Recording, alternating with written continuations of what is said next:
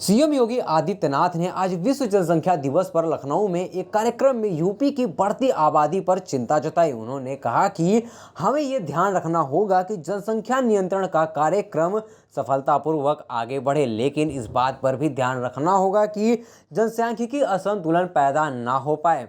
उन्होंने कहा कि ऐसा नहीं हो कि किसी वर्ग की आबादी बढ़ने की स्पीड और उनका प्रतिशत ज़्यादा हो और जो मूल निवासी हैं जागरूकता अभियान चलाकर उनकी जनसंख्या नियंत्रित कर दी जाए। सीएम ने कहा कि जिन देशों की जनसंख्या ज़्यादा होती है वहाँ जनसंख्या असंतुलन चिंता का विषय है, क्योंकि रिलीजियस डेमोक्रेसी पर भी इसका असर पड़ता है। एक समय के बाद वहाँ अव्यवस्था और अराजकता जन्म लेने लगती है। साथ ही उन्होंने आगे कहा कि हमारे सामने सामान्य रूप से एक समस्या देखने को मिलती है, किसी एक वर्ग विशेष में मातृ मृत्यु दर और शिशु मृत्यु दर भी ज़्यादा है, दो बच्चों के बीच अंतर कम न हो। सीएम योगी ने कहा कि जनसंख्या स्थिरीकरण की दिशा में हो रहे बेहतरीन प्रयास को जन सहभागिता और अंतर विभागीय समन्वय के माध्यम से आगे बढ़ाया जाए। सीएम ने कहा कि देश और समाज के विकास में सबसे बड़ा अवरोध जनसंख्या वृद्धि है। यह समाज में व्याप्त कई तरह के असंतुलनों का कारक बना हुआ है। उन्होंने आह्वान करते हुए कहा कि भारत को एक सशक्त राष्ट्र बनाने के लिए विश्व जनसंख्या दिवस के अवसर पर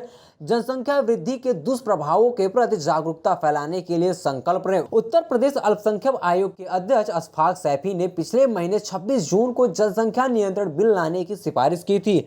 उनका कहना है कि देश में बढ़ती आबादी की वजह से समस्याएं बढ़ गई हैं। उन पर नियंत्रण पाने के लिए जनसंख्या नियंत्रण बिल बेहद जरूरी हो गया है। सैफी ने कहा कि बढ़ती जनसंख्या ने समस्याओं का अंबार खड़ा कर दिया है। इन समस्याओं का सबसे अधिक प्रभाव देश के अल्पसंख्यक समाज पर पड़ रहा है। हमारे सदस्यों ने पूरे प्रदेश के दौरे में यह पाया कि अल्पसंख्यक समाज भी बढ़ती जनसंख्या से परेशान है। अशफाक सैफी ने कहा कि देश संविधान के आधार पर चलेगा, किसी शरीयत से नहीं। इस बात को सबको समझना होगा और सच्चाई को स्वीकार करनी पड़ेगी। आबादी की वजह से ही अल्पसंख्यकों को परेशानी का सामना करना पड़ रहा है। इससे निपटने के लिए देश में एक सार्थक कानून लाया जाना जरूरी हो गया है।